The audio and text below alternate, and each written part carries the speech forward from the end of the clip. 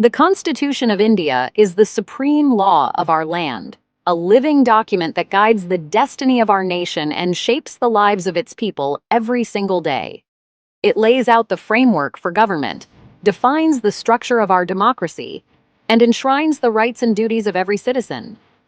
Within this remarkable document lies Article 142, a unique and powerful provision that empowers the Supreme Court to pass any order necessary to do complete justice in any case before it, no matter how complex or unprecedented. Unlike other courts, the Supreme Court can go beyond the written letter of the law to ensure fairness, even in the most challenging or unusual situations that may arise. Think of the law as a set of rules for most problems, but sometimes life presents challenges those rules don't cover. Unexpected dilemmas or gray areas where strict application of the law might not deliver true justice. When there's a gap in the law or a risk of injustice, Article 142 acts as a special key, unlocking the court's ability to craft solutions that fit the unique needs of each case. It lets the Supreme Court step in and create a just solution, ensuring that justice is always served, even when the usual legal pathways fall short. The framers of our Constitution understood that laws can't foresee every human problem, and that flexibility is sometimes essential for fairness. They wanted the Supreme Court to be the final guardian of justice, able to correct wrongs and protect the vulnerable when ordinary processes fail or when the law is silent. For many, Article 142 is a symbol of hope, a promise that justice matters more than technicalities, and that compassion can guide the law.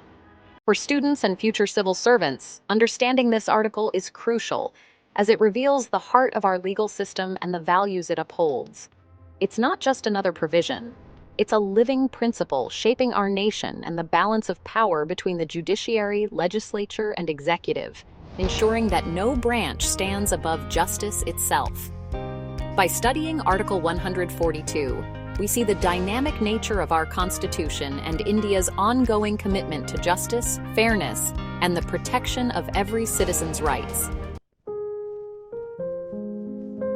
To truly understand Article 142, we must revisit the intense and thoughtful debates of the Constituent Assembly, where the very foundation of our Constitution was laid. The framers, having witnessed years of colonial injustice and arbitrary rule, wanted a system where the Supreme Court could be a force for good, not just a passive interpreter of the law.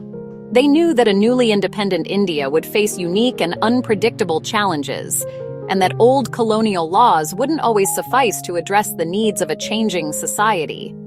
So they created a special provision, giving the highest court the flexibility and authority to deliver justice in unforeseen or extraordinary circumstances beyond the strict letter of the law. Sri K.M. Munshi and other visionaries argued passionately that the Supreme Court should not be bound by rigid procedures when people's welfare and fundamental rights were at stake. This vision led to the creation of Draft Article 118, which was later renumbered as Article 142 in the final Constitution. The framers recognized that a strict and mechanical application of law could sometimes result in injustice, especially in complex or unprecedented situations. What if a new problem arose and Parliament hadn't yet acted? Should people suffer while waiting for new laws? The answer, they believed, was a resounding no. Article 142 became a constitutional safety valve, meant for exceptional cases where the existing legal framework was inadequate or silent.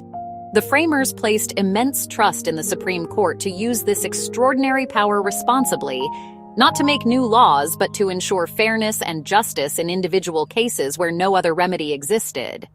Their remarkable foresight made Article 142 a vital tool for promoting social and economic justice in modern India, ensuring the Constitution remains a living, breathing document. The true impact of Article 142 is best seen in how the Supreme Court has used it to shape Indian society, often stepping in where other institutions could not. From the Bhopal Gas Tragedy to environmental protection, gender justice, and public safety, the court has invoked this extraordinary power to provide relief where ordinary legal channels failed or proved inadequate. In the Bhopal case, the court ensured compensation for thousands of victims, setting a precedent for judicial intervention in mass disaster cases. For the environment, it ordered cleanups and pollution controls, holding polluters accountable and protecting public health for future generations. In the Vishakha case, it created guidelines against workplace sexual harassment when no law existed, ensuring women's safety and dignity at work. The court has even used Article 142 to grant divorces in cases of irretrievable breakdown of marriage and to release prisoners when justice demanded it, showing its commitment to fairness. These examples show the article's vast scope and its crucial role in delivering justice beyond the letter of the law, making the Supreme Court a true guardian of rights.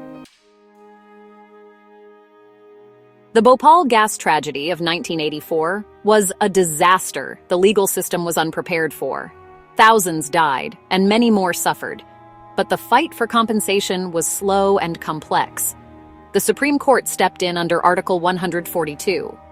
In 1989, it brokered a settlement, ordering Union Carbide to pay $470 million, an unprecedented move to provide immediate relief. Critics argued the amount was too small, but the court's priority was to help victims quickly, not let them suffer through endless litigation. The court also oversaw the distribution of compensation, ensuring it reached those in need. This intervention went beyond the traditional role of a court, making the Supreme Court an active problem solver. The Bhopal case remains a powerful example of Article 142's potential and the responsibility that comes with it. Article 142 has been a tool for social reform, especially when no law existed to address urgent issues. In the Vishakha case, after a brutal crime exposed the lack of workplace protections for women, the Supreme Court used Article 142 to create binding guidelines against sexual harassment. These rules stood for 16 years until Parliament passed a law. Similarly, in 2016, the court banned liquor sales near highways to reduce drunk driving deaths, prioritizing public safety over economic concerns. Both cases show the court stepping in to protect fundamental rights when the legislature lagged behind. Article 142's influence extends far beyond individual cases.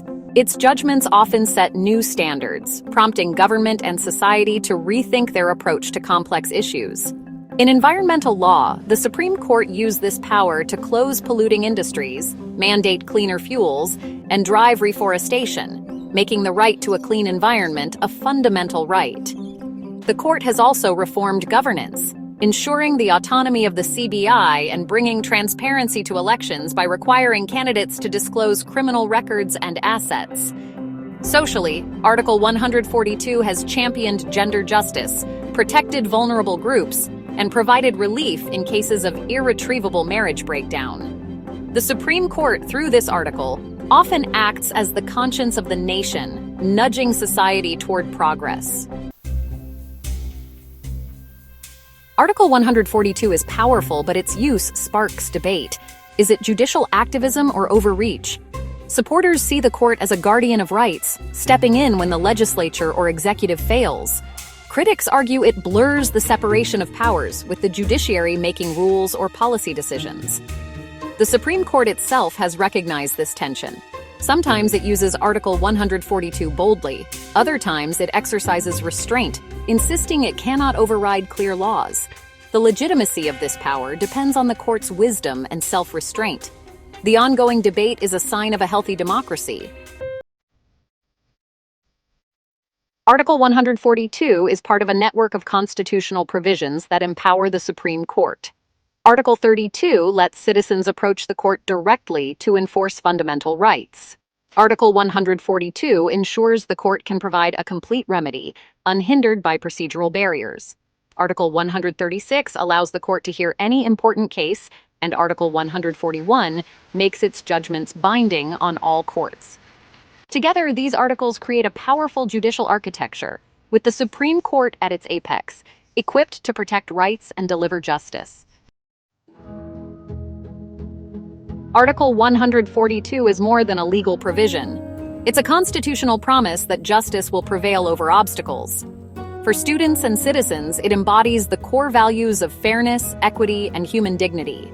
It shows that law is a dynamic tool for social good. Landmark cases reveal the judiciary's role as a guardian of the people, stepping in when other branches falter. But this power must be used with care. Overuse could undermine its legitimacy and the separation of powers. For future leaders, Article 142 is a lesson in civic responsibility. The ultimate goal is a society so just that extraordinary intervention is rarely needed. It remains a beacon of hope and a pillar of Indian justice.